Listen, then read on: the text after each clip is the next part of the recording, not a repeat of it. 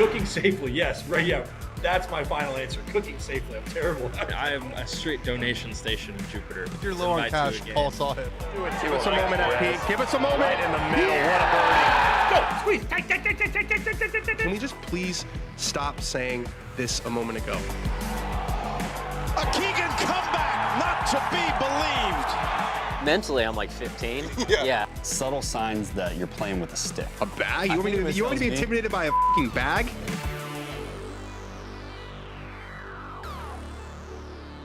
What is up, Golf Sickos? We are live here on the Bay Hill Range for another episode of Dan on Golf presented by Knockaround. I am joined, kind of the voice of God, off camera, Alex Bush. Alex, say hi to everybody. Hello. Yeah, Alex is manning the camera. We're a lean crew this week, so it's just Alex and I. Ben is at home. We got a lot to talk about, a ton to talk about. Jon Rahm digging in. He's going full Seve Ballesteros with his stance toward the European Tour, the DP World Tour, and potentially putting his Ryder Cup future in jeopardy. We got Luke Donald, speaking of the Ryder Cup, going back for a third time to try to beat the Americans for a third time. We've got the back half of our box office interview with Brandel Chamblee. I love listening to this guy talk about golf. Like I've said, I mean, whether you like Brandel or you don't, you can't argue that he's not well researched, that he's not very intelligent, and that he doesn't, go above and beyond to put out a really good product. If you hear a couple of noises behind me, some buzzing, maybe the sound of flushed golf shots, it's because we are on the range, we're outdoors, we're at a golf course, and stuff happens. So we've been here at Bay Hill for a couple of days, just an electric range report yesterday, if I do say so myself. We had Tommy Fleetwood, owed me $20. He bet against Michael Carrick's Manchester United, which was a very, very silly choice on his end. But Fleetwood always pays his debts, so he paid me $20, which was awesome. I don't feel bad seeing how much money he's won in the last couple of years. And the greens are fast, no overseed here, so no repeat of last week where we had that overseeded rye surrounding the greens and with the rough. It's a Bermuda fest this week. The rough is long. They have made a few changes to the golf course, which I think the consensus has made it a little bit easier, which is utter woke nonsense, of course. But hopefully we will get a sterner, tougher test than we've seen the first 7 weeks in the PGA Tour, where I think the highest winning score has been 16 under. That's not what this tournament was built for. This tournament has an identity. It's a mini US Open, always one of the toughest tests of the year. I want to see an 8 under winner. 10 under winner I would settle for, but I don't want to see something in the 15 to 16 under range. So we're going to start with Jon Rahm. So Rahm is going full Seve. If you look back in the day, Seve Ballesteros in the early 80s had a financial dispute about appearance fees with the then European Tour, and really stuck it to them and said, I'm not going to play in the Ryder Cup if this sort of situation doesn't change. Rahm obviously idolizes Seve. He said so himself. So a little bit of background on this. Ever since a lot of the DP World Tour players and PGA Tour players, but for this, not really PGA Tour players for this scenario. Once the DP World Tour players went over to LIV, they started getting fined. And they would get fined for every event that they participated in. Now, they weren't suspended or banned like the LIV guys were from the PGA Tour, which is how you've seen guys like Jon Rahm and Tyrrell Hatton continue to play and win, in some instances, DP World Tour events. So these fines have been going on and on and on, but obviously the situation has changed. There's been a path back to the PGA Tour for Patrick Reed and for Brooks Koepka, and there's just not as much heat in the situation as there was before. And so the DP World Tour has been working with the players to come to a solution.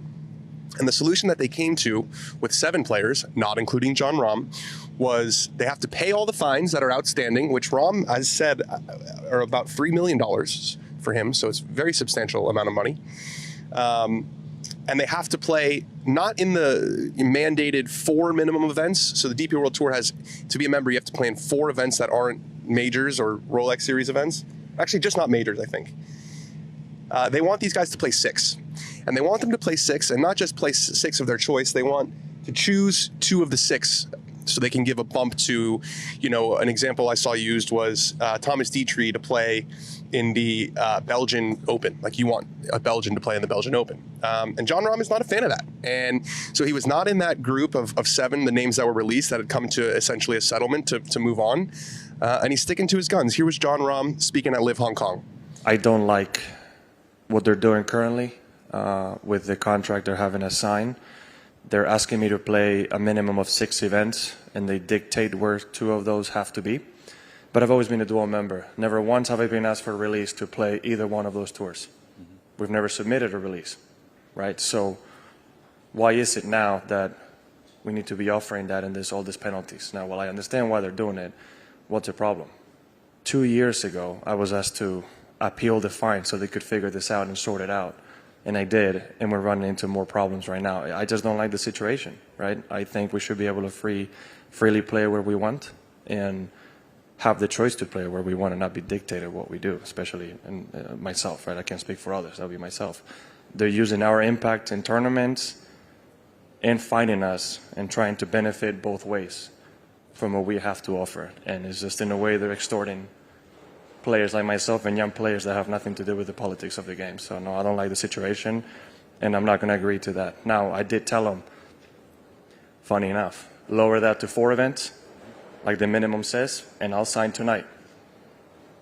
And they haven't agreed to that. I just refuse to play 6 events. I don't want to, and that's not what the rules say. Look, in this day and age, the internet wants black or white, right? They want you to say he's an asshole. Liv paid him $300 million. Just pay the fines and play the tournaments. Or they want you to say that he's, a freedom fighter, basically. I see both sides here. So he's clearly standing on a principle. It's not about the money. I really don't think it's about the money, because he had said, if it's 4 events instead of 6, I'd sign right away. It's about those extra 2 events and them dictating how many times he has to play and where he plays. And look, I know that Liv tells him where to play, and that's a little bit different. They pay him a boatload of money. But this is a principled stance. And what I've learned as I move into my 30s and the maturity that has brought me, and Rahm is only a couple months, I think, or maybe just a month older than me, is oftentimes standing on principle makes your life a lot more difficult. You have to make concessions. You have to make compromises. So there are really 3 eventualities, like 3 ways this could go. And I think one of them is the path of least resistance, but it goes against the principle, but it probably does less damage to him long term. So the first possibility is he sticks to his guns and he actually doesn't play in the Ryder Cup, which would be really, really damaging, I think, to his legacy. Second one I should say is he agrees to pay reluctantly. He acquiesces to the rules that are in place, and he gets to play the Ryder Cup, and that's happy days. That's the path of least resistance, but that is the one that goes against his principle. And then the third possibility, which I think is the most likely, is that he sticks to his guns, and he is able to play the Ryder Cup. I mean, I still can't see a scenario in which Jon Rahm doesn't play the Ryder Cup. I think they will come to a sort of agreement here, but I still think that would do a little bit of damage. The U.S. got hammered for wanting to get paid to play in the Ryder Cup, and Rory McIlroy has said, we've all said that we would pay to play in the Ryder Cup, and it's time for Jon Rahm to put up and actually do that. So I understand why Rahm is doing it. He's standing on principle. He's not taking the path of least resistance, but it's definitely making his life a little harder. Maybe he doesn't care about that, and that's his prerogative, but I don't see this super black and white. But Rory McIlroy, who has said in the past, like I said, that Rahm should pay up, he was asked about the situation here at Bay Hill, and here's what he had to say. There's a reason 8 of the 9 guys took that deal, right? I think it's a really good deal. And yeah, obviously Jon doesn't think so, and he's obviously well within his rights to think that way. But I just don't see what more the European Tour can do to accommodate these guys to retain their membership. Look, the Ryder Cup is bigger than any one person. It's bigger than all of us. We come and go. Players we pass through the system. Like, it's the platform that's the big thing. I mean, I think we should all be grateful that we have a platform like the Ryder Cup that we can play on, and that we can, showcase our skills and be a part of something that's obviously way bigger than ourselves. So at the end of the day, it's about the team, and no one player is bigger than the team. So more Liv press conferences. Anthony Kim spent a couple weeks in Thailand after that incredible win in Australia, which was an incredible story, amazing television. He's back at Liv Hong Kong. I think he spent a couple weeks in Thailand with his family, which is a smart move, just kind of getting away from it all and getting back to the core. Really what motivates him is his core. Imagine if he won again this week, what a story that would be. Then they'd have to invite him to the Masters. Very excited to see how he plays this week. Alex, would you like to see Anthony Kim at the Masters? Absolutely. I mean, this is a guy that we grew up watching, and obviously it was a very, very, very tough start for him. Dead last almost every event, and then kind of just a complete whirlwind and a complete change a couple weeks ago. It would be electric to see him at the Masters, but the question is, does he deserve it after one live win? Yeah, that's fair. I think that's been the take I've seen on the PGA Tour, like from the players. Like, it would be awesome, but the criteria for getting into the Masters is not just it would be awesome. But he said he has a new kind of addiction, which is a much healthier addiction. Here's Anthony Kim. When she ran out onto that green, that was, selfishly, that was one of the most special moment of my life. When I used to putt for 5-6 hours on the green at the club I belonged to that sent me a letter to get off the green and not practice as much, that was always in the back of my mind. I've seen other players' families run onto the green. I'm sure I've seen you do that. But that was my goal. I'm a recovering addict, but now I think I'm addicted to making that happen again. And there's nothing that's going to stop me from working to get to that point. Yeah, look, there are some addictions in life that are a lot healthier than others. You know, addicts often turn to like nicotine, or they turn to working out. I think getting addicted to winning golf tournaments is pretty damn good. And, you know, Anthony Kim, lest we forget, was one hell of a player. And that's when he was treating his body like shit and when he didn't really care about golf. I'm excited to see this second act for Anthony Kim. You know, he said himself, when I first started on LIV, I was just terrible, but I knew that if I kept working hard, I'd get back to where I was. I think there's a potential for him to be even better than he was. I mean, I know he's 40s, fighting against Father Time, but we've seen guys like Justin Rose and Adam Scott, you know, have success deep into their 40s, and Anthony Kim was that good with basically playing with one arm behind his back because of how he treated himself and his body. So a healthy, focused Anthony Kim. Really excited to see how he plays this week at LIV Hong Kong. More news on the Ryder Cup front. So Luke Donald, it's official. And this has been coming. You know, I've speculated on the show that I think it's pretty much a done deal that Luke is going to go for a third captaincy for the cycle at Adair Manor. We had Justin Rose on, and I asked him about, you know, his potential future as a captain. He said, well, it's not really my choice to make. It's Luke's if he wants it. So the secret's out. Luke Donald will be back for a third time. It's a courageous decision, in my opinion. It's a brave call.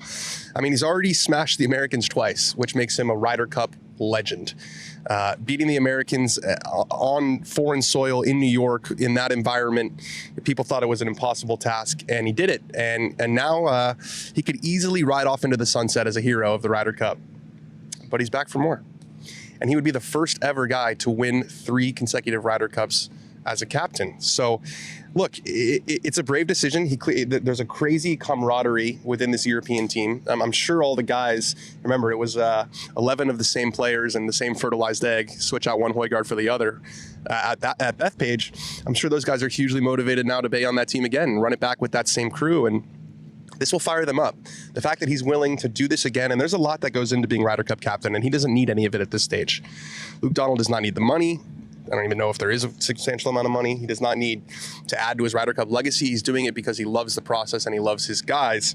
It's also pretty clear to me that guys like Graham McDowell, guys like Lee Westwood, guys like Sergio Garcia are probably just not in consideration. And it's a marked change in sort of the theory behind a Ryder Cup captain. You know, it used to be a Ryder Cup captaincy was sort of a reward for a life well lived in golf. You know, a guy had a good career, you give him the captaincy, does it once, moves on. Now they're looking more like national teams, right? Like a soccer national team. If a soccer national team wins the World Cup, they're going to want to bring that coach back if he wants to do it, right? Why change something that's working? It also doesn't mean that the U.S. can't win at Adair Manor, and I want to make that clear. Luke Donald is a fantastic captain by all, you know, measurements and by everything we hear. One of the best, maybe the best. You can be the best captain in the world and still lose if your players don't play well. And I've said that a bunch, and I know I might get hammered for it because the U.S. has lost each of the last 2. Captains get all the credit when they win, and they take all the blame when they lose. But at the end of the day, players win or lose Ryder Cups. They just do. And I know that the European team has, you know, stats guys. We have stats guys too, and they're just as smart as the European ones.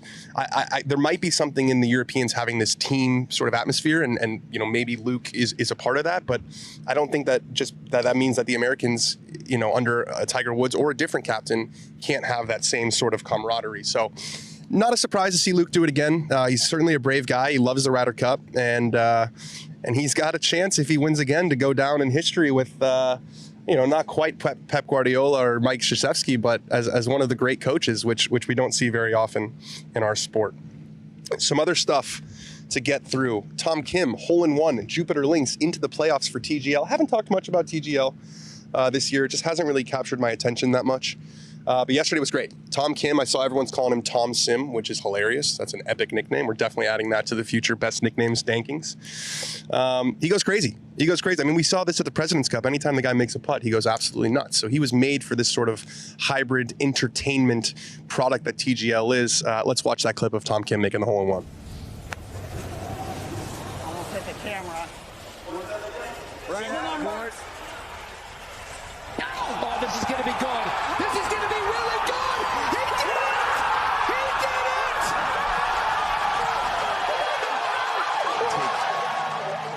I've got a TGL take that I think is kind of interesting. What's that? So Jupiter Links is now in the playoffs, right? So their next match is in 2 weeks. And they asked Tiger if he's going to play in that match. And he said, you know, I'm looking forward to it, which was not, he could be looking forward to just being there. He could be looking forward to playing. I actually think whether Tiger plays or not is sort of a look into how serious the competition is. There is no argument on a pure golf basis for Tiger playing instead of Akshay Bhatia, Max Homa, or Tom Kim. It would be his first golf in years after major back surgery. That being said, from the entertainment standpoint, it's a fucking no-brainer, right? Are they out there for eyeballs, or are they out there for competition? Now, usually you say, and this is what the PGA Tour said all along, the competition brings the eyeballs, right? When you build a real competition, people watch. Sometimes when you try to just go straight for entertainment, it doesn't work because it feels kind of contrived.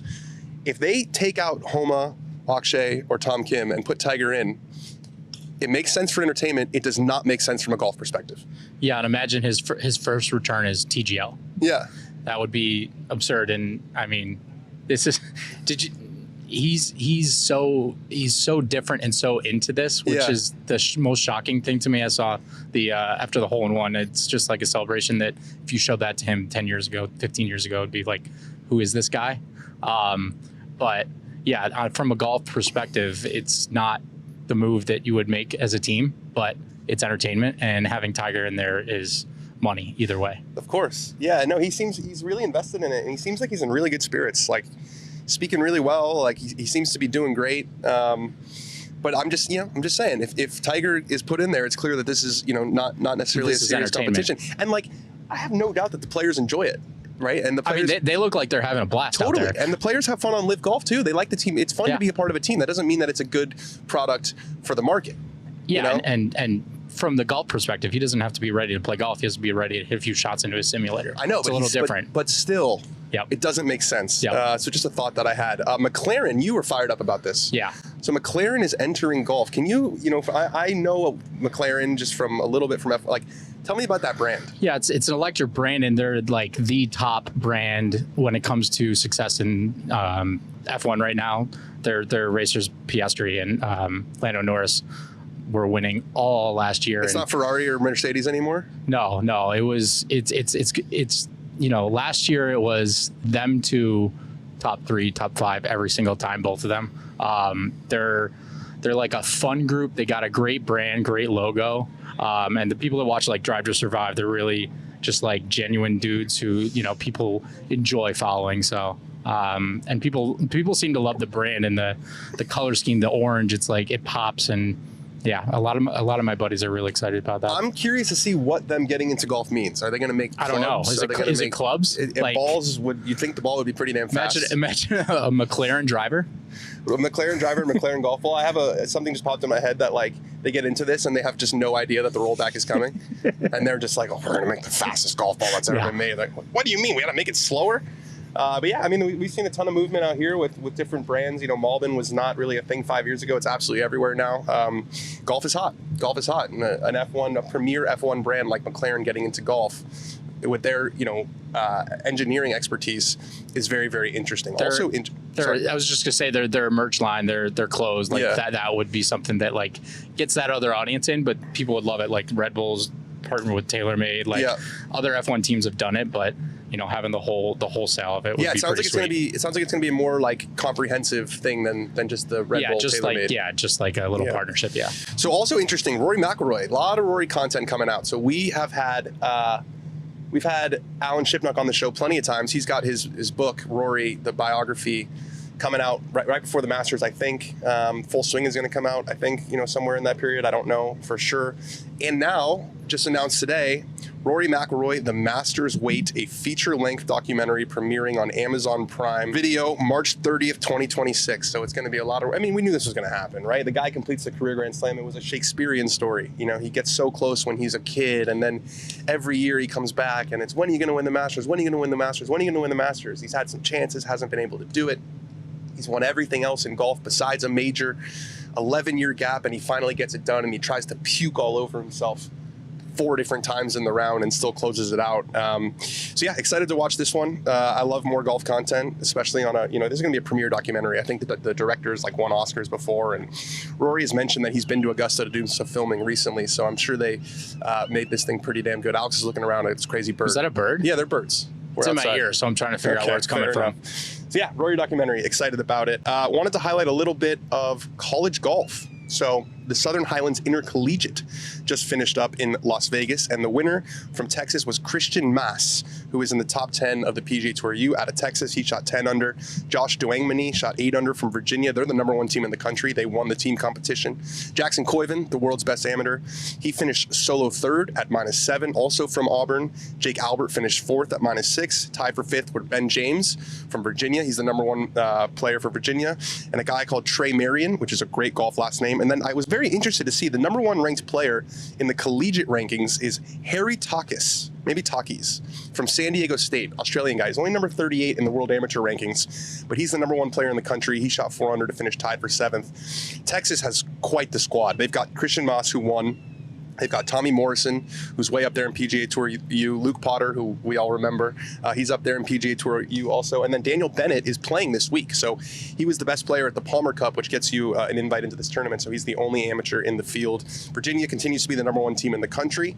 Auburn is a force again, with Coyven leading the line. And they have Jake Albert, Caden Pope, and Logan Riley, whose dad is a longtime agent out here on the PGA Tour. There was also the Cabo Collegiate down in Mexico.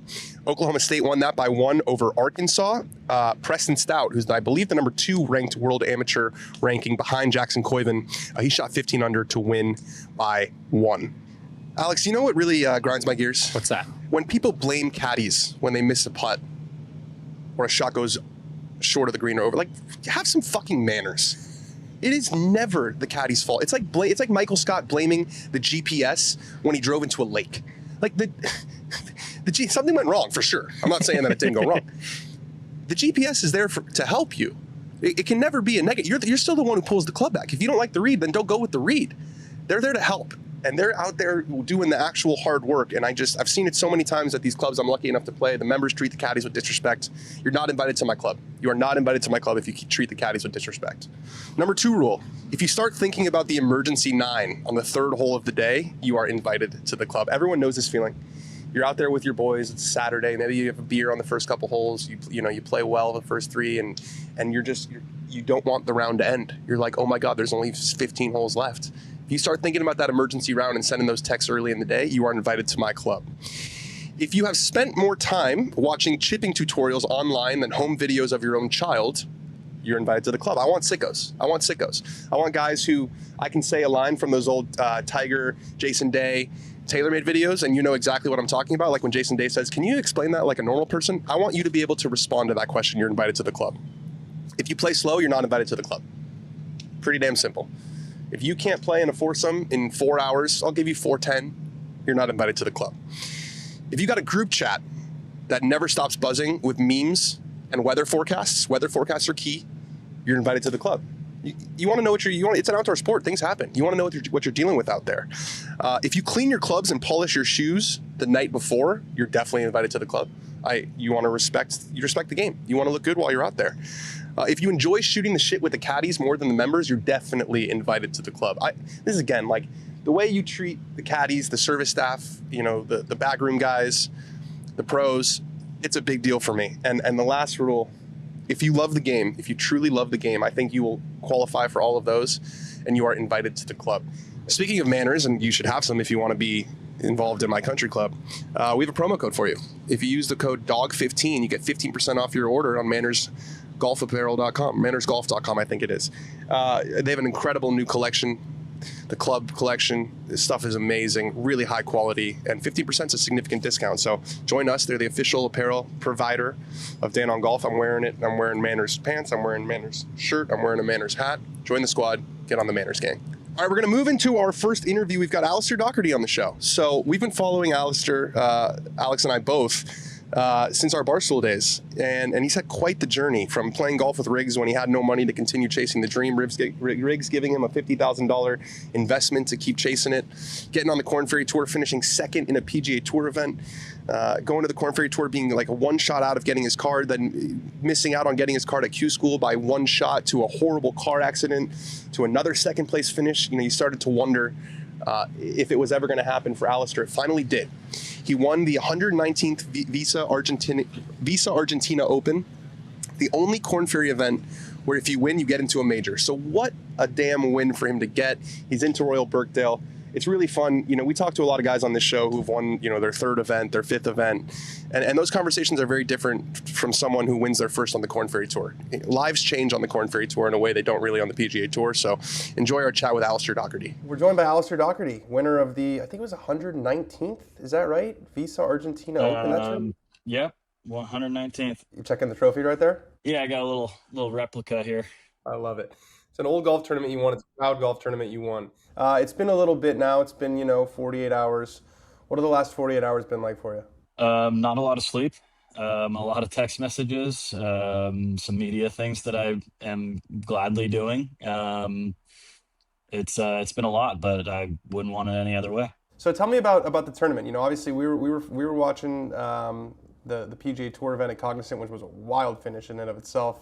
The first I learned of your win was they flashed it on the broadcast, and I was like, oh, Alistair won, let's fucking go. Looks like you closed it out by one. Tell me about the final round. Was it dicey? How were you in contention? So when we started the day, it was me and SY Sungyeon No, and we were 3 shots clear of third place. We both birdied the first hole out the gates, and he then birdied 3 and 4. I birdied 6. He chipped in on 8, and then I canned a putt for birdie on 8. So it was just it was a match play situation. We were going back and forth. It was great. I made a very bad 3-putt on 9 to go back to 2 down, and 10 I made birdie. He didn't, and he made bogey on 11, and I made par. And so we were all square. He then birdied 12. I then birdied 13. And when we got to 13, there's a leaderboard right there. And I saw that there was a couple others that were kind of making a little run. And I was like, all right, it's not just a 2-man race. We got to stay in it. We got to stay focused. Obviously, keep doing what we're doing. We're playing great. And then on 15, I hit a great tee shot down there in the middle of the fairway on a par 5. And I just kind of took a step side to the side of the tee box and started doing my meditation to just get back in the moment, calm myself down. Like box breathe, what does that meditation look like? Yeah, it's a form of box breathing for sure. Eyes closed, just being in my own personal space. And he hit his tee shot. I opened my eyes. I started walking down I got 10 steps in front of me, and my caddy Marcus was like, "Al." I'm like, turned around and I was like, "What?" And he goes, "It's left." I was like, "Oh, well, how far left?" It's like, "Come back to the tee."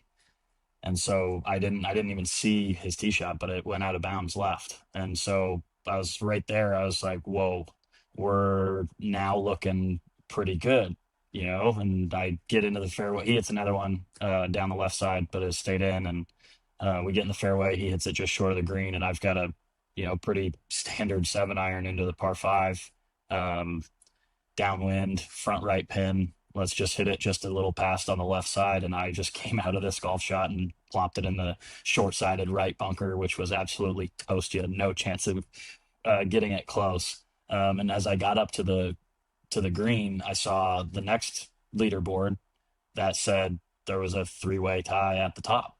And Chris Corte came back and was on a heater.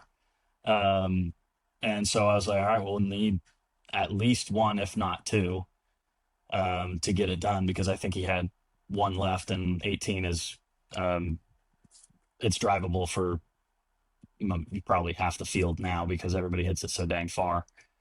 And I just didn't get up and down. I gave myself a birdie putt, didn't make it, and then hit another great tee shot on 16, gave myself a chance, hit a great putt, just didn't hit it close enough from the wedge shot. It actually the putt ended up right on the other side of the hole. I don't know how it missed, but it was from 40 feet. You're not expecting to make those. 17 back pin, completely in between clubs, and I knew if I didn't hit the 5-iron, like take enough off of the 5-iron, and it went through the wind, then it was going to go long and it was impossible to get up and down. But I knew 6-iron had to be hit absolutely perfect to carry the ridge to even hold the green and get up there. And right when I hit it, the wind kind of just gusted in my face, and I spun up a little bit and caught the wrong side of the slope, false front, and ended up short right about 35 yards from the pin. And if anybody's played any of Alistair McKenzie designs, there's no gimme on an up and down when you're missing those greens over different slopes, and especially that one. It was kind of so firm that you could, every time you made contact with the ground, it was kind of just dirt. So had to be clipped perfectly. It had to be landed just past the downslope, because if it hit the downslope, it could have taken a huge bounce and gone off. And I executed the chip perfectly. It actually scared the hole and went, 4 feet by. SY then had about 18 feet for birdie and just burnt the edge, and it rolled down my line for my putt. And so that kind of helped a lot. And then when I'm walking into the putt, I don't know if you heard of this or saw this, but there was a cell phone that went off. So I backed off. That person was then, walking back around the other side, was super embarrassed. And then I walked into my putt again, and another phone went off, and this lady picked it up and started talking on speaker. Yeah. And she was right up against the ropes. And my caddy, I don't speak any Spanish, and I actually don't like that I don't speak any Spanish, but my caddy speaks a little bit, and just started screaming in Spanish at her, and just silencio por favor, no more telefono, and just screaming. and I was like, wow, this is insane. Yeah. And so he came in and he's like, hey, let's just restart. Let's restart. I'm like, yeah, you're right. I'm going to mark this. And so I just marked my ball again, went through the entire process and buried it. And I was like, all right, we got a birdie to win. We know what we have to do. And the day before, we hit a really good drive, and it actually ended up against the grandstand past the pin. And that pin was front right, huge false front, and a big slope just right of it. But it's actually, once you get past that false front, it's front to back. So if I get it past it, I'll just be chipping back up, and then it just barely crests over and, could run off the front, but it's a way easier chip than being short. So I said, you know what, let's aim just left, and let's peel something just a little bit towards the pin. If it goes straight, we have so much room. He goes, I love that. Commit, stay focused. Let's finish in a balance finish. And I was like, perfect. I love that. I was so focused, so ready, hit this shot, and it just started peeling right at the pin. And I just hold my pose, watching this ball. And right when it landed, it took this nice bounce and looked like it was just going to kill it right into the slope. And so I stopped watching, and I handed my driver to my caddy, Marcus, and he's like, I think that's good. And SY actually walked by Marcus and goes, I think it's really good. And the claps started getting extra loud, just constantly getting louder. I was like, Marcus, I think we held the green. I think this could be really tight. And so I was like, holy crap, let's calm down again. I started doing my box breathing again, and SY then hit his tee shot, and it kind of flared off to the right. I didn't see where it finished. And then as we're walking up, the volunteers that were spotting balls were mid trees, way right. And I was like, whoa, that's going to be impossible. There's no way he's getting that up and down. I mean, okay. So we don't have to worry about him making eagle, essentially. And so as we're walking, I see this ball that's just like barely behind the pin, and I think it's 5 feet. Like, it looks incredible. But as we start getting up to the green, I'm like, oh, that's all right. That's 33 feet, probably past. And then I had to stand up there for what felt like 10 minutes waiting for SY to get ready to hit his shot. And all of a sudden I see this ball that just barely crests the right hill and just trickles down like an unbelievable shot from the trees. And he somehow kept it below the pin, uphill putt from like 7 feet. And I was like, okay, you've had to do this the entire day. Like, it never was going to be easy. You have to get this down in 2 to win. And I went through my process again. I hit this putt, and right when I made contact, it's like, oh no, I think that might be short. And I looked up and I'm like, oh, that might go in. Oh, that needs to sit. And it just kept trickling, just everything all over. And it just kept trickling by a little bit. And it went about 4.5 feet by. SY then buried his putt, and huge credit to him. I mean, there was no give up in him. He played phenomenal all day, just one really bad tee shot on 15. But to put that, like, to get that up and down from that where he was off that tee shot, 1 out of 100. I mean, it was incredible. And then I was just ready to hit this putt. I mean, I watched it go by. It's a right-hander's dream, something just inside that right edge, and make good contact, and this thing is going to go in. And I had a little spot about a foot in front of my ball that I was like, you roll it over that, and there's no chance this thing is missing.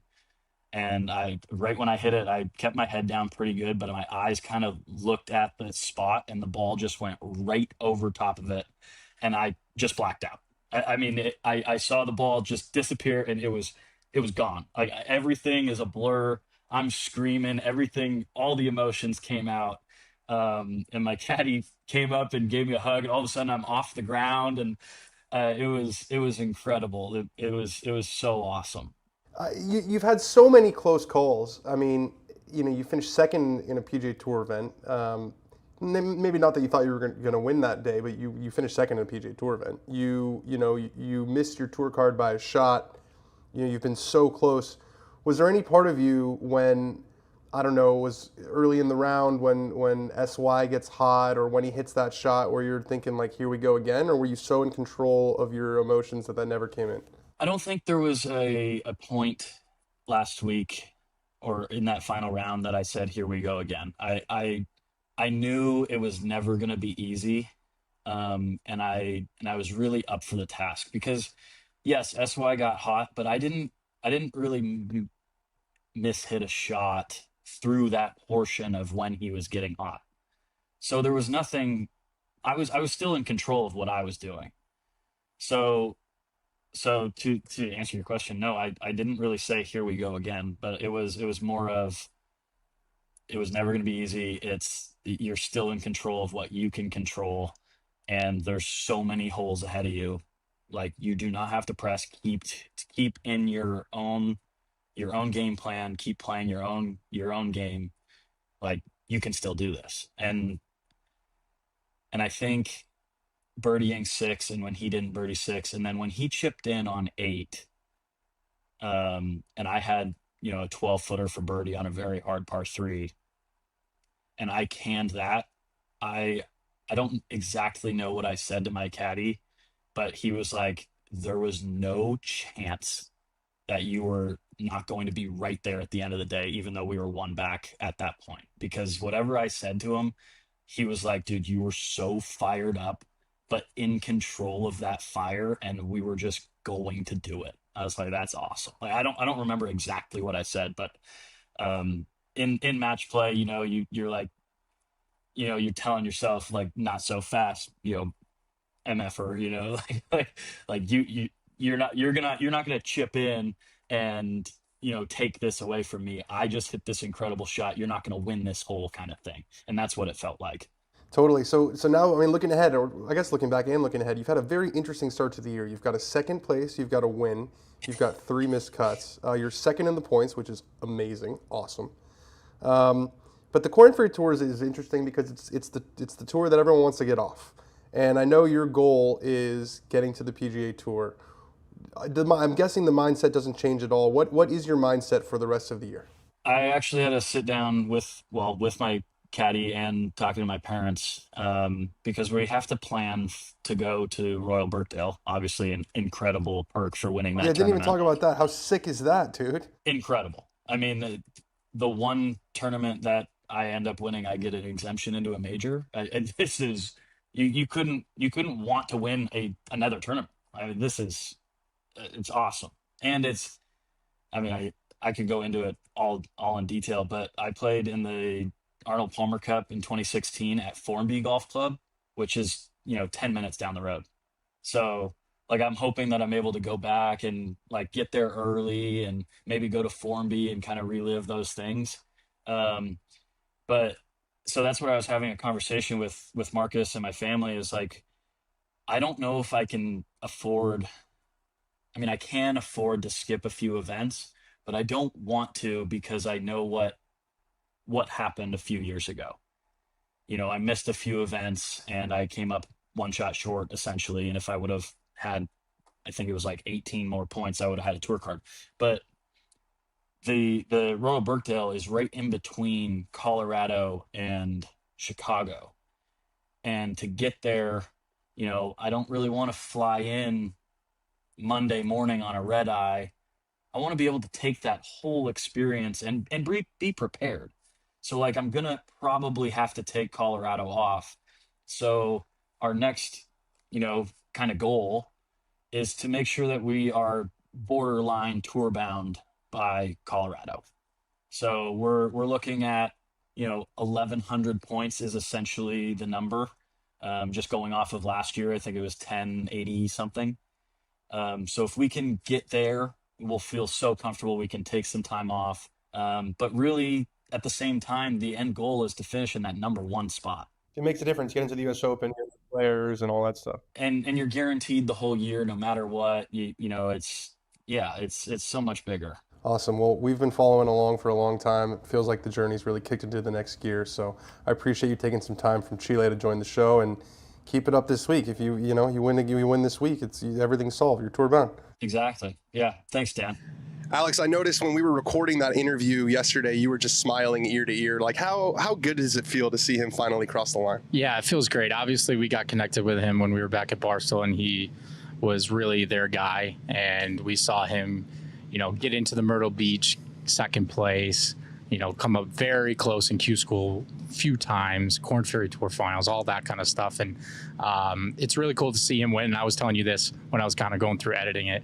It's kind of cool listening to a guy just go through their round and remember everything. And how much he knows. Like he could tell you every single. He was telling you shots that he had on like the 12th hole, and then what his playing partner did and their reactions, and then what he saw. And it's like the crazy memory that you like hear from all these like insane athletes. Like you can hear hockey players talk about exactly what happened on this goal 4 years ago, and it's like.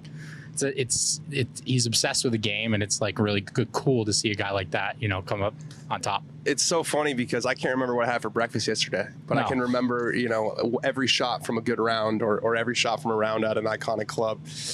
If you've noticed, obviously, that we're outside and I'm being protected beautifully by my knockaround sunglasses. These are the Panoramas.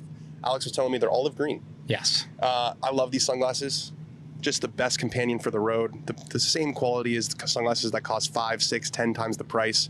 There's just no reason to spend stupid money on sunglasses, especially if you're a golfer. You throw them in the cart, you throw them in your bag. These things are ready for the test. We have a promo code for you. If you go to knockaround.com/golf, you can look at all of the different options, pick a couple, and then use the promo code DanOnGolf20, DanOnGolf20, and you get 20% off your first order. Just the best sunglasses in the game. I really believe that.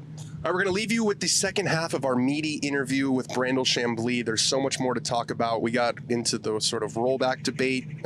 We talked to so many golf things. A zoomed out interview. Brandel's on TV all the time talking about this statistic and strokes gained this, but I think he's at his best when we can zoom out and he doesn't have to fit it in a 2-minute answer before they go to commercial. I always love having Brandel on the show. And again, you might like him, you might disagree with him, but I think a big part of life is trying to listen to people that you maybe don't agree with and see if maybe they have some good points. points because don't echo chamber yourself. So we'll see you guys back on Sunday for the watch along, the Bay Hill watch along. Super excited for that. But for now, enjoy our interview with Brandel Chamblee.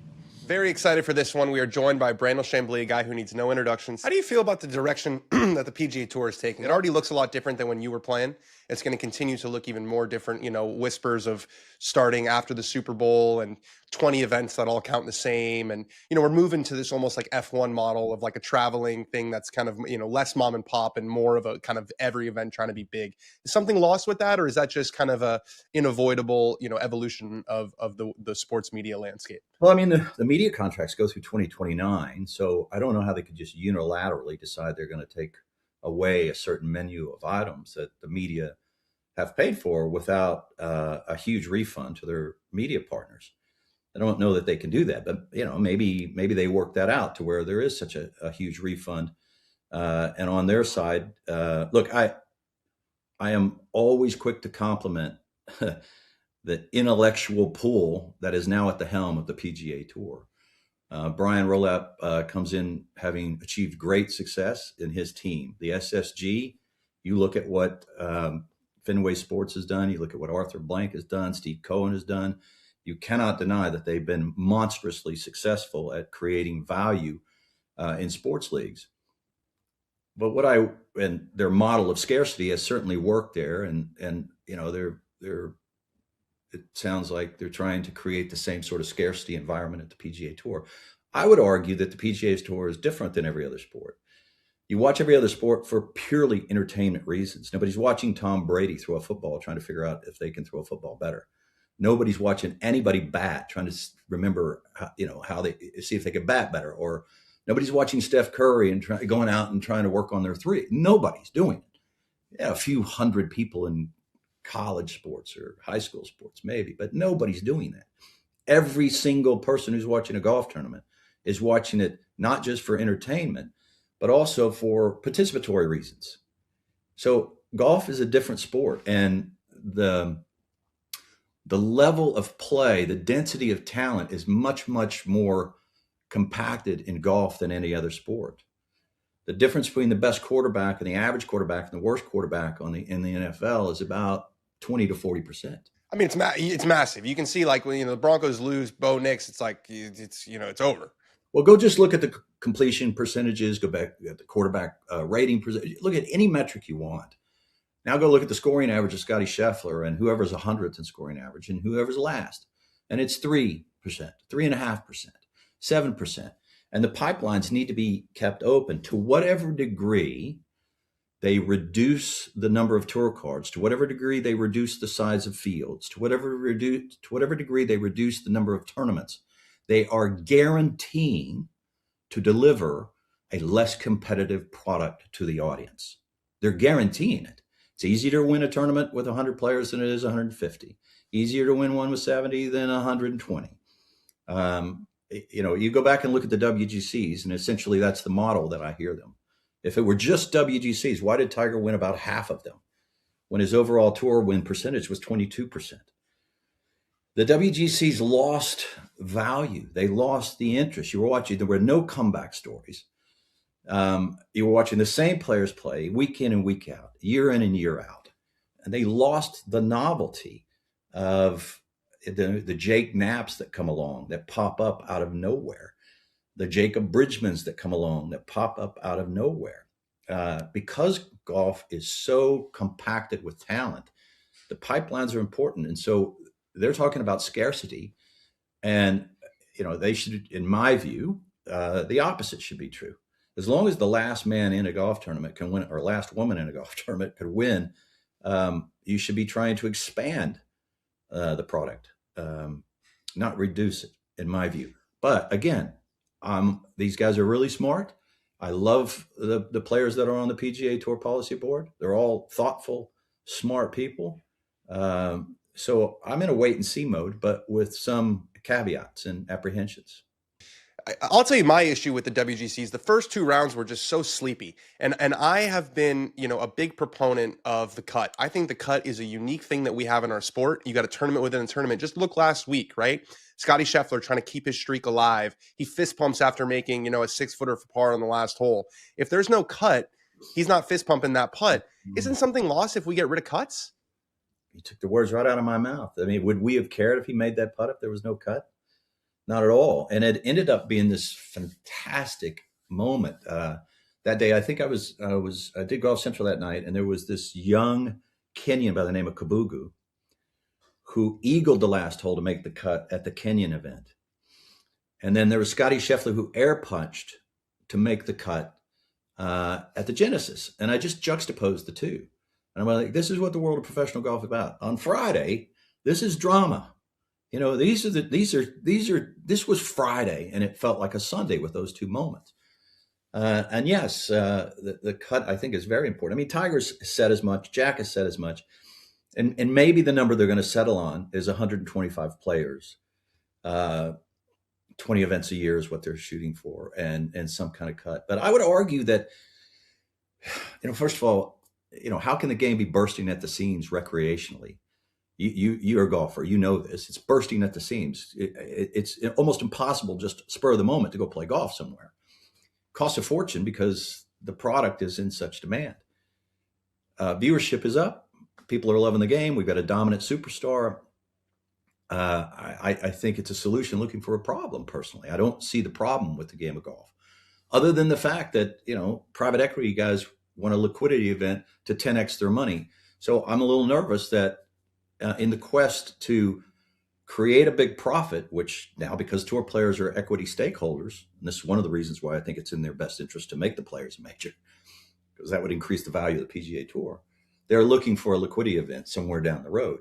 And to do that, maybe they do need to reduce the size of golf tournaments or the number of golf tournaments and treat each golf tournament as a franchise and try to create value within that franchise. That sounds to me like what their model is.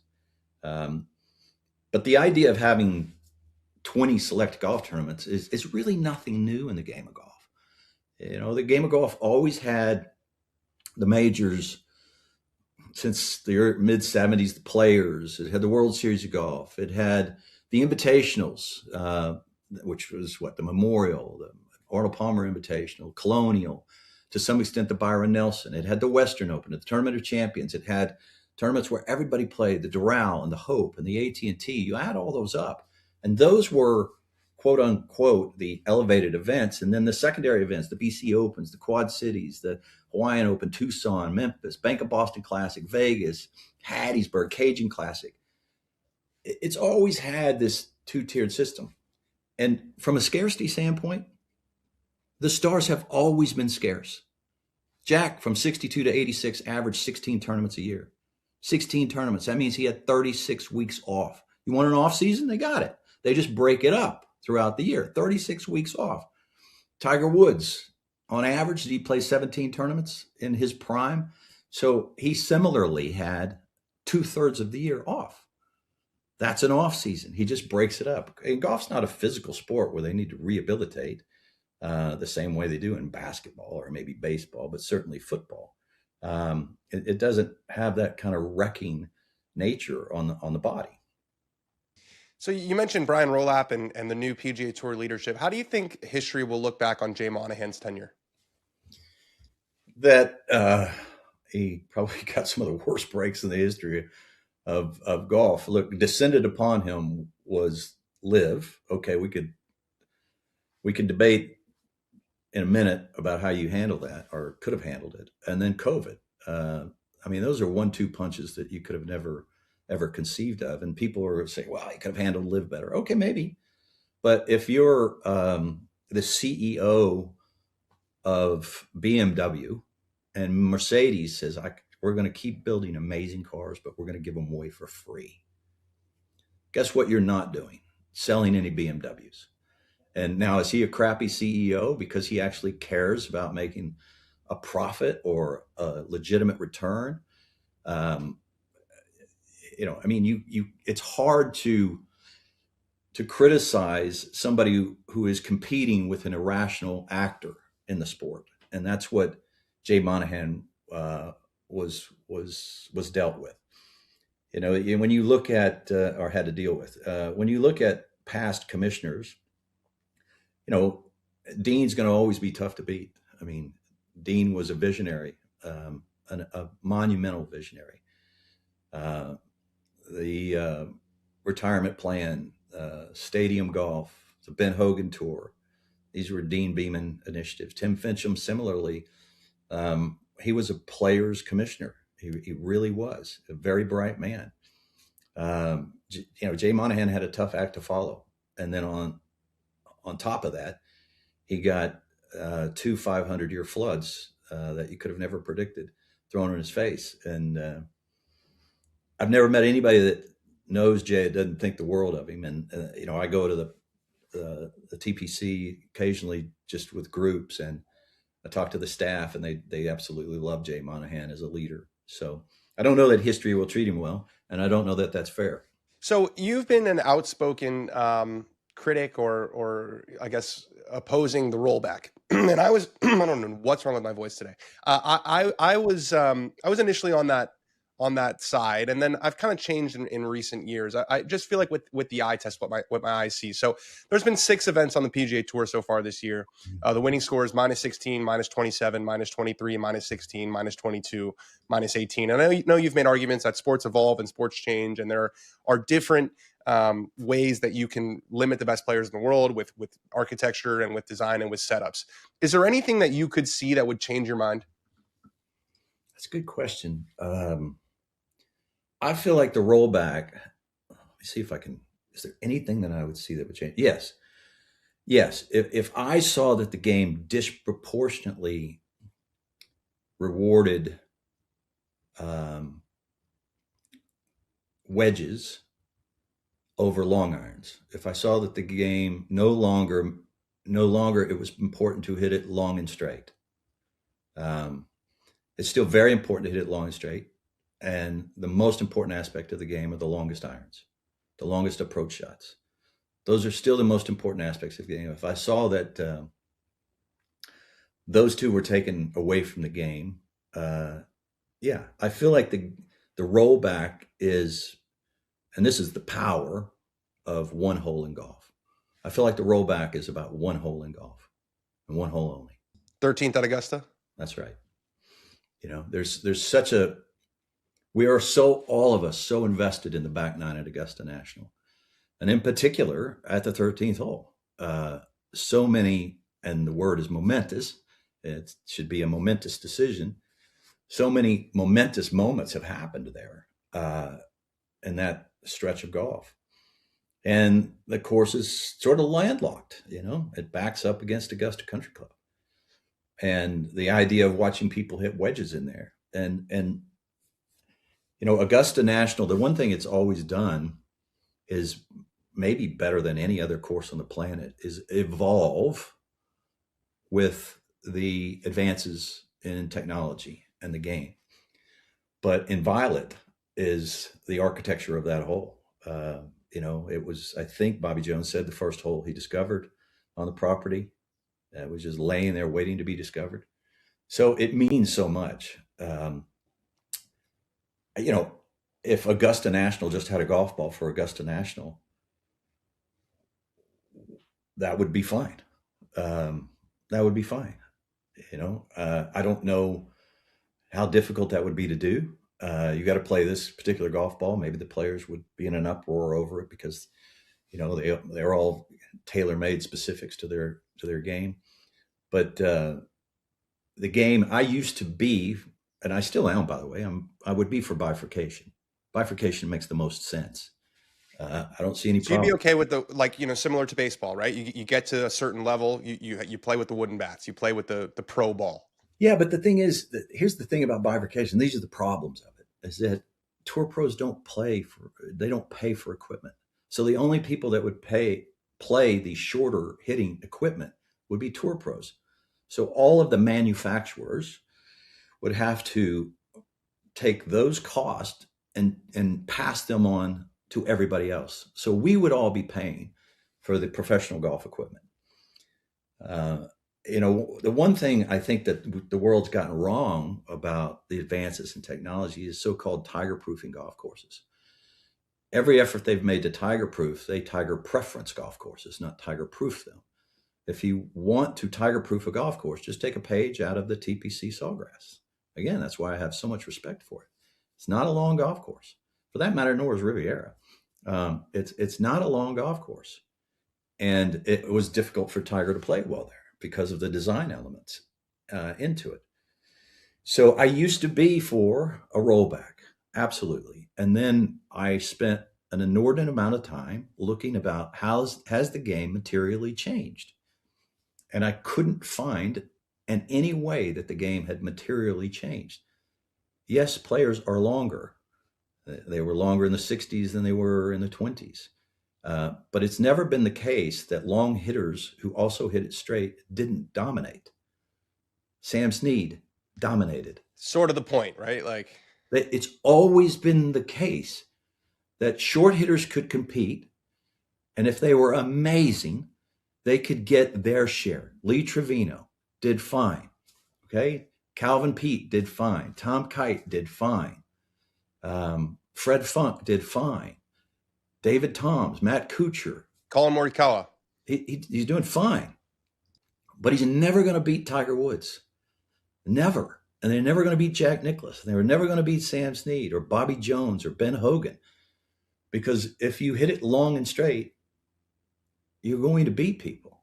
And the game hasn't materially changed in that aspect. So, and again, I think the best definition or the best analogy I can come up with for changing the game is none of the 50 million golfers in the world are for rolling the golf ball back. And when I say none of them, I mean, yes, there's a few hundred that are in favor of it. Okay, a few hundred, maybe.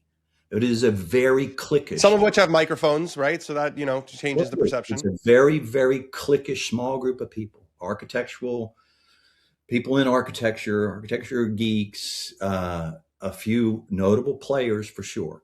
But 50 million people are not for it that play the game. None of the PGA professionals, golf professionals in this country are for it. And the vast number of professional golfers are not for it. The vast number. So in my estimation, there's roughly 10,000 professional golfers in the world that play the game for a living. If you go look at the Japanese tour and the Australasian tour, the women's tour, the Korean tour, you add all those numbers up, it comes to around 10,000. There's 50 million golfers. Divide 10,000 into 50 million. And you get 0.0003. And to me, that's wanting to drain an Olympic-sized swimming pool because somebody spit in it. It's a solution looking for a problem. And it's pointless. And it hurts everybody in the game of golf, except a few people who think that the game would be marvelously transformed into some other time period than the current one where the game was better. And that's always been the argument. That's always been the case. And meanwhile, they've not raised the rim in basketball. In other words, they've added a 3-point line. They're all for offense. In football, they let receivers wear gloves. Ruined the sport, in my view. Ruined the records. Absolutely abolished all the records. The completion percentages of the 50s, 60s, 70s mean nothing because guys can do one-handed catches because they get those sticky gloves on. It ruined the wide receiver numbers, all of that. But what did it make better? Offense, excitement. I'm not saying that there's been anything come along like the sticky gloves in football and golf. But maybe those, people who take the other side of it would say it is the big-headed driver or the golf ball. But it's made the game more exciting, more fun for recreational golfers, and it hasn't materially changed the game at the professional level. Yeah, so I guess what I'm hearing is you saying, basketball has changed, materially the way that it's played, right? Like, there's way more three-pointers that are shot, right? I find it to be a much worse product than it was, when I was a kid. There's no post-ups, what you're saying is, yeah, the scores might be lower or the players might be longer, but you're saying the sort of formula that produces that number has not changed. Who's the longest, straightest hitter in the game? It is Scotty Scheffler. He dominates. He dominates in a way that everybody who argues for a rollback says couldn't happen because the equipment has made it very hard to separate yourself. Well, I find it somewhat ironic that the greatest two separations in the last 40 years have happened in a period where people say it's impossible to separate yourself in the game. Nobody separated themselves like Tiger. Well, the numbers for COR and the numbers for MOI, they were well in effect in 2003. It didn't stop Tiger Woods for separating himself from 2003 to 2013. And it hasn't stopped Scottie Scheffler. And in that period, Rory's had great runs and Spieth's had great runs and Brooks Koepka's had great runs. So players are clearly able to separate themselves in dominating ways with this equipment. And it's still about who hits it the longest and straightest, first and foremost. It's still about who hits their long irons the best, first and foremost. And then the other factors of the game matter less so, but they still matter. My last question, I could sit here all day and pick your brain. I'm really enjoying this. My last question for you, you posted some very interesting statistics about putting and about, make percentages. And I saw some, anytime you post something like that, there's a strong blowback. I saw some numbers saying, well, that doesn't take into account, maybe they were calibrating shot length and, maybe pin positions have gotten harder and maybe, greens have gotten faster. But I think the core of your point was, all of this coaching and aim point and all of these devices haven't necessarily made these, geniuses better. Do you believe that? Do you believe that the modern player is overcoached? Well, first of all, that's not the first time I've posted that. And I've said it on the air and I've used it on the air. And I've posted, I didn't cherry pick 2005. I've used every single year. It's just that the first couple of years of shot length, and that's 2003 and 2004, the numbers looked a little dubious. I don't know that they were, but they didn't look like they were correct. So I used 2005 because I could go every single year. I could have done that. But if you'll notice in that tweet, I didn't add any commentary to it because I was interested in the commentary that I would get back, because there are so many possible contributing factors to the outcome of those numbers. I would argue that the greens are better, that agronomy is better, that you're able to tap down spike marks. And if you believe in the virtues of SamLab and highly specialized coaching in putting over the last 20 years and the validity of aim point and the green reading books that are available to some degree, obviously they can't carry them out on the golf course, but they can look at them at night before they go out and play. Et cetera, you'd think that there would have been at least some substantial improvement in putting. It's curious to me that there hasn't been. So I was just curious at some of the commentary. People were saying that the hole locations were harder, more difficult. Maybe that's the case. Greens are faster. I would be curious at what speed, what is the optimal holing speed of greens? To me, it's smooth, fairly fast greens. But that was just one particular tweet that I put out that I was literally interested in the comments.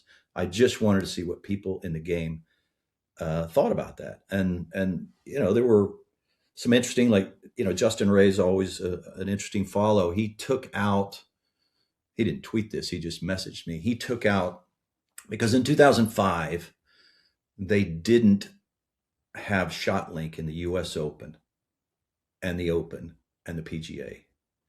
And he took out those numbers for 2025 because they did include the US Open, the Open and the PGA. And the numbers more accurately lined up, although there was still a slight impoverishment in 2025, but it was closer to even. But either way, if they haven't gotten better in 20 years, I found that very surprising. I chart every shot that's on TV, and I make notes of when somebody's using aim point and whether they make it or miss it. And look, if I ran aim point, and I'm not saying that it's, I don't know. What I'd like to see is the data. If I were in charge of running aim point and Daniel Rappaport came to work with me, I would log your last year. I would log your last 3 months and very specific criteria. Then I would log the next 3 months after we start working together, and I would log the next year. And then I would log 2 years down. And I would, because I would want to know objectively if what I was showing you was helping. And I would do that with every single player. so that I objectively can say it makes everybody better. It makes 75% of the people better, 52% of the people better. And they specifically improve in this area. I would want to know that data. I'm curious as to why that data doesn't exist. We can leave it at that. That's curious to me why that data doesn't exist. Well, I just want to thank you for coming on. This has been a hugely illuminating, 40 minutes we've been going here. I'm going to let you go, but I just want to congratulate you on all of your success. And, people might love you, people might love you less, but they can't say that you're not prepared and that you care about this game and deliver, a product that I think stands above on television. So thank you for all your work, and I appreciate you coming on the show. That's very kind of you, Dan. Thank you very much. It's always a pleasure talking to you. Take care. I look forward to seeing you down the road. Absolutely.